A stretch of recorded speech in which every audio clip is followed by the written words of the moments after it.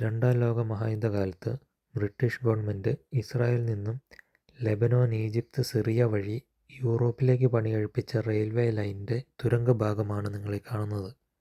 ഇസ്രായേലിൻ്റെ നോർത്ത് സൈഡായ കാഫർ റോഷ് ഹാനിക്കരയാണ് ഈ തുരങ്കം സ്ഥിതി ചെയ്യുന്നത്. ഇത് ശരിക്കും ഇസ്രായേൽ ലെബനോൻ്റെ ബോർഡർ കൂടിയാണ്. 1941 മനുഷ്യാധ്വാനത്തിലൂടെയാണ് പൂർണ്ണമായും ഈ തുരങ്കം സൃഷ്ടിച്ചിരിക്കുന്നത്.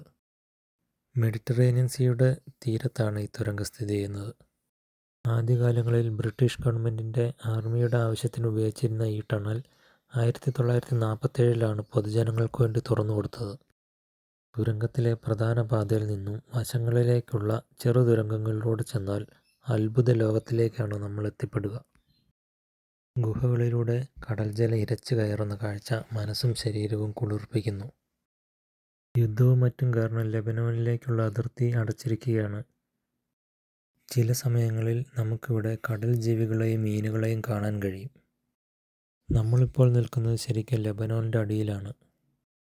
സഞ്ചാരികളുടെ ഇഷ്ടകേന്ദ്രമായ റോഷ് ഹാനിക്കര ഇസ്രായേലിലെ മലയാളികൾ ഒരിക്കലെങ്കിലും വിസിറ്റ് ചെയ്യേണ്ട ഒരു സ്ഥലമാണ്.